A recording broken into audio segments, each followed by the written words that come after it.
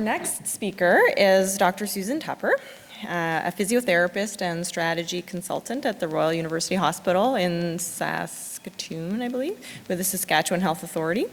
And she will be speaking to us about pain management in patients with mild hemophilia.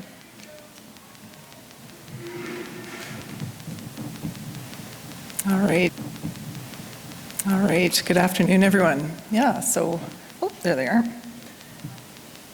All right, so thank you very much to the organizing committee for the invitation to come and speak about my favorite topic, pain.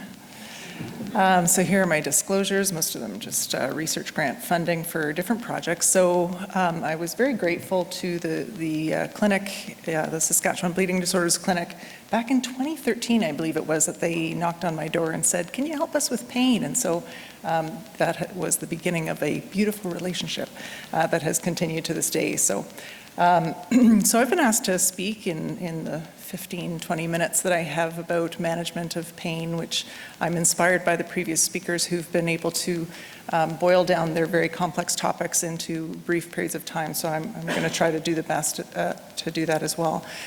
So I'll talk a little bit about some research data that we recently collected on pain in mild hemophilia, and I appreciate what Dr. Skinner just presented on the PROBE study, so we can compare those results. I'll talk about a stepped care approach to pain management for people who live with chronic pain, multimodal pain management, so different treatments for different targets for different types of pain, and how to easily describe that to our patients and how we can conceptualize it in the 4 Ps of pain management, and then how to do this all in a very busy hemophilia treatment clinic visit. And I have some resources for you as well. So some data that we recently collected, we did a survey of 3 clinics in Western Canada, so Saskatchewan, Calgary, and Vancouver. We surveyed people who just presented to clinic and had 157 responses to the survey, and so I'm presenting today the 59 mild hemophilia cases, which 88% hemophilia A and 12% hemophilia B, and we just looked at adults, so 18 and above, so a mean age of 44 years. So our prevalence of pain, and we asked our question a little bit differently than what some other studies have done. We had about 80% of people who reported pain. We had 4 different questions about pain now, lowest pain in the last 30 days, highest pain in the last 30 days, and usual pain over the last 30 days. So this is all pain. It's kind of a mixed bag of acute and chronic pain, but we asked about pain from all causes, not just bleeding disorder related pain. And it may be the reason why we have higher prevalence of pain than some of the European studies that are showing about 25 to 30% of people with mild hemophilia having pain. Certainly the PROBE data showed higher prevalence of acute and chronic pain in their population as well. So I think it's very interesting, though, to ask about pain from all causes, because as we know, pain is an excellent predictor of future pain, and our pain from different causes builds up on one another and can impact the pain that you have from a bleeding disorder. So we had about 80% of people who had pain from any cause at both acute and chronic. What concerns me, though, is this 58% of people who had daily pain. So for 20%, it was pain that was daily but not constant, and very concerning for 38% of people who had pain that did not go away. Most often the pain was in the back, knees, ankles, wrists, so you'd expect bleeding disorder related pain in those peripheral joints, but also back pain, which is very common in the general population as well.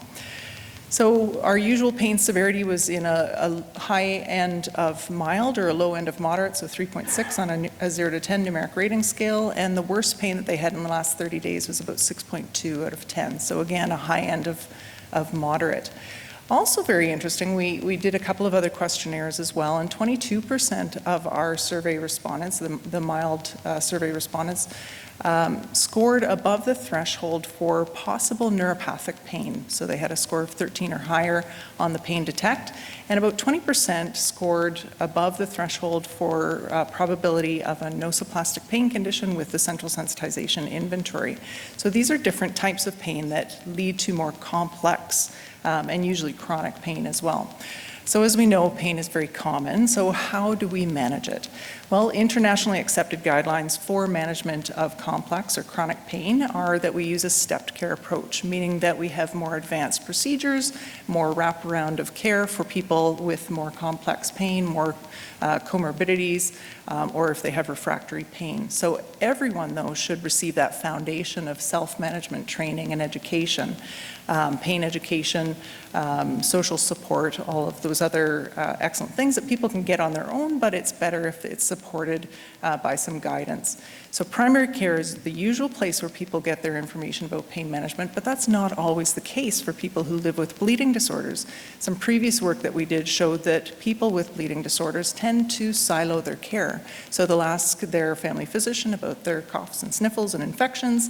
They'll ask other people about, different other health conditions, and they ask their bleeding disorder treatment center about their bleeding disorder related issues. And we said, well, who is managing your pain, that your chronic pain from your back pain or those other things? And they said, well, we go to Dr. Google. We figure it out on our own kind of thing. So people are really quite often left a little bit in the lurch with trying to get useful information about their pain that doesn't conflict with their bleeding disorder care. So primary care, of course, is really important for care navigation. We also need multidisciplinary pain clinics where people get more of a rehabilitation approach to their pain management and more intensive interdisciplinary care. But people also need access to advanced procedures for care, which may include some surgery, some neuromodulation surgery, or some interventional pain medicine approaches as well. So where the bleeding disorder program sits within this, somewhere in the mix, somewhere kind of off to the side. It really depends on your clinic and how it operates. And the great news for people who live with bleeding disorders is they have opportunity to meet with multidisciplinary clinicians who may not necessarily have advanced knowledge in pain, but certainly they can help support with some of that self-management and the guidance and navigation to care, which people may not be getting in the primary care settings.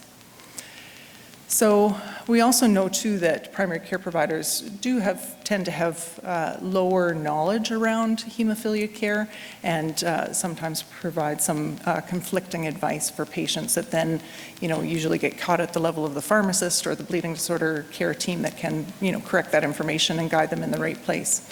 So the bleeding disorder clinics may need to help with that care navigation through this 4-step process. So now moving on to multimodal pain management, and this is a very complex topic that I just finished a series of about 13 hours with the physical therapy students at the University of Saskatchewan on this topic, so I'll try and say it in 5 minutes here. Essentially, there are different types of pain. We've all heard of acute and chronic pain, and those are basically meaningless categories based on this generalized, ambiguous 3-month mark. So acute pain is pain lasting up to 3 months. Once you reach the 3-month and 1 day, now your pain is ticked off as being chronic. Well, the types of pain that you have, meaning the basic underlying neurophysiological mechanism types of pain, are present early on. So you don't necessarily need to wait for 3 months to say, oh, okay, that's neuropathic pain. So there are these 3 types of neurophysiological mechanisms, quite often overlapping, so people will often have more than one, and sometimes all 3 of these, particularly if they have chronic pain. So nociceptive pain is kind of what we call the good pain. It's pain that responds, as the tissues heal or the inflammation settles down, the pain tends to respond to what's going on in the tissues. It can be in the musculoskeletal system or in the viscera as well. So it would include any mechanical pressure, any inflammation, any injuries, surgical incisions, those kinds of things are nociceptive pain. Neuropathic pain is pain related to any injury, disease, or infection in the nerves. And quite often when you have prolonged inflammation in joints, you can get neuropathic changes in the joints. So even if you get a joint replacement, about 30% of people following a joint replacement continue to have ongoing neuropathic-like pain in their joint that has been replaced. So the tissue is gone, the nociceptive pain is gone because the tissue has been replaced, but you still have ongoing changes in the nervous system that perpetuate pain. Nociplastic pain, similar to neuropathic pain, is related to changes in how the central nervous system functions and processes information. So you may have heard of fibromyalgia, Migraines have a nosoplastic element. Long-standing low back pain, idiopathic low back pain tends to have a nosoplastic element. And so the more complex your pain is, the more widespread your pain is, the more likely you have nosoplastic pain, and it's harder to treat. There are three general targets for pain management, and I have a slide that has the hundreds of different receptors and molecules and neurotransmitters and ion channels, et cetera, that are potential targets for pain treatment, but it can be boiled down into these three different approaches to care. So we can change the inputs, the nociceptive and non-nociceptive sensory inputs, change the transduction and transmission happening at the nerves. Some of our medications do this, but a lot of our non-drug treatments do this as well. So when a physical therapist works on range of motion or strength, or a massage therapist works on those muscles, it can reduce the nociceptive inputs and reduce the sensory or the transduction and transmission at those nociceptive nerves. Our second target is from a top-down perspective.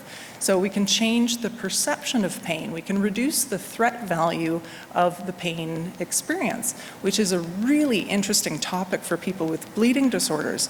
For somebody who's been in a car accident and the injury heals from that car accident, well, our treatment to reduce the threat value is very different because they no longer have to be vigilant about the potential threat to their tissue damage.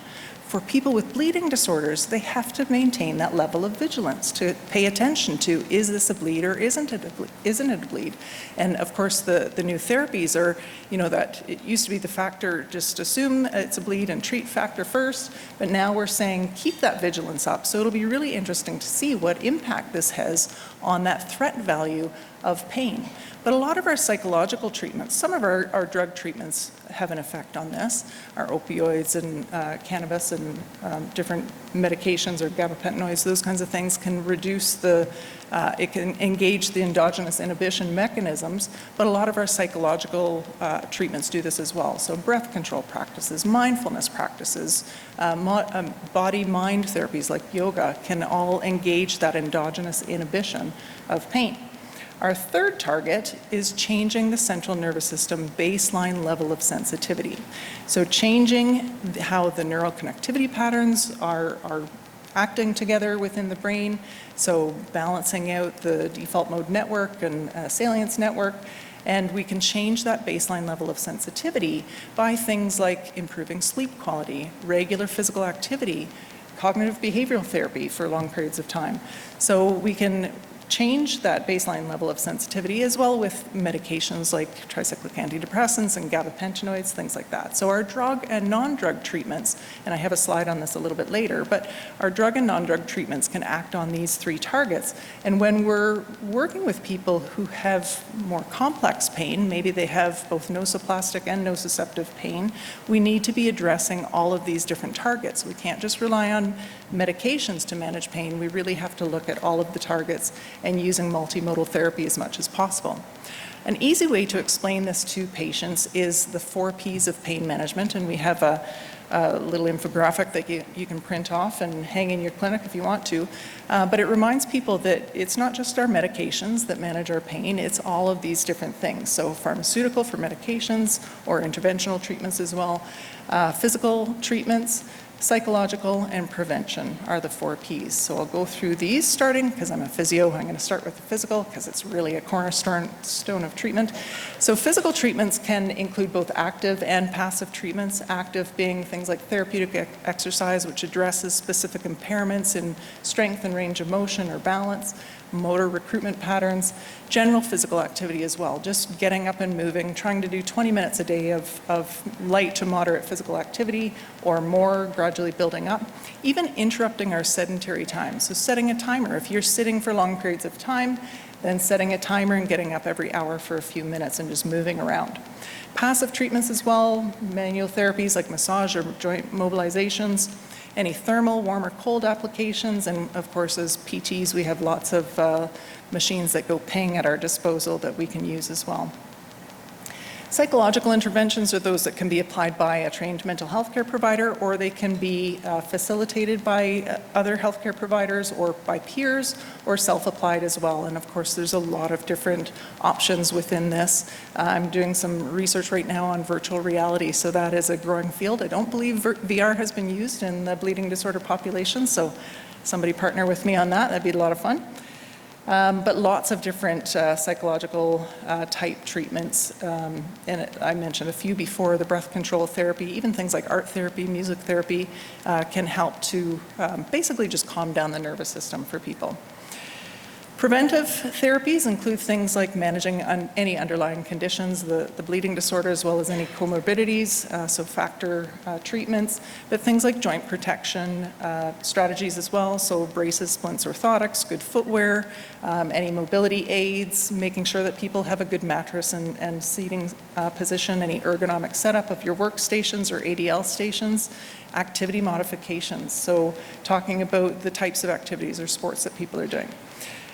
All right, and then pharmaceutical interventions. I haven't listed all the potential drugs that could be used for pain management, but they are many. And unfortunately, the pain science and the pharmaceutical interventions for pain have not been advanced as beautifully as those for hemophilia care have. So I'm hoping that there will be some new drug therapies coming up. We really rely on these medications that have been around for 40 years, and so we need to do better in pain management to get better drug treatments. So, but there are guidelines for both neuropathic, nociplastic, and nociceptive pain, and medications that can be applied for each of these. Of course, this is slightly different for people with bleeding disorders with things like NSAIDs. So where the treatments act, so here are where our different medications act on our three kind of main targets, and here are where our non-drug treatments act. So just a reminder that it's not just about medications. There are some great treatments that people tend to minimize. You know, what is breath control going to do for my chronic pain? Well, actually, it can make your brain produce opioids and help to engage your body's own pain-relieving systems. So some good education about this can be quite helpful for people. So how to do this all in a very quick bleeding disorder clinic visit? Well, a few years ago, we developed the Pain Treatment Planning Questionnaire. This is on the MyCBDR for people to fill out.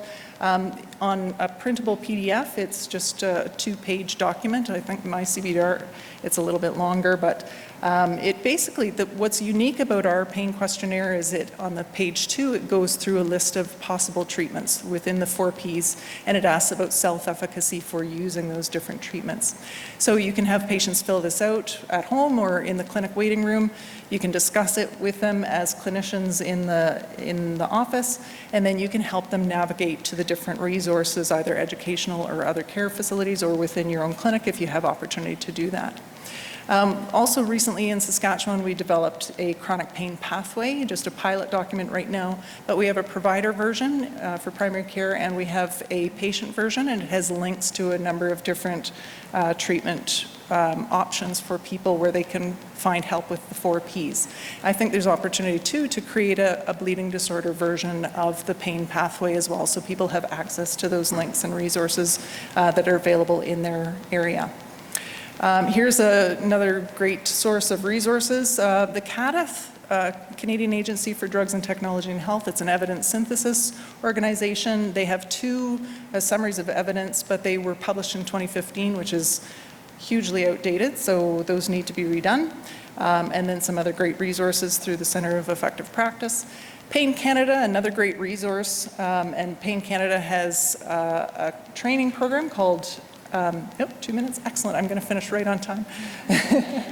You can come and yank me off the stage if I don't. So Pain Canada has a program called Making Sense of Pain, and this is a facilitated program of training that happens over a 10-week period, and it can be tailored to a population. So they have versions for Indigenous people, different Indigenous nations. They have versions for LGBTQ2+ populations, for older adults. So it can be tailored for different populations, and it hasn't yet been tailored for the bleeding disorder population. So that's something else that potentially could be done and possibly facilitated through bleeding disorder clinics. And that is my slide. Look at that, I probably have 30 seconds left.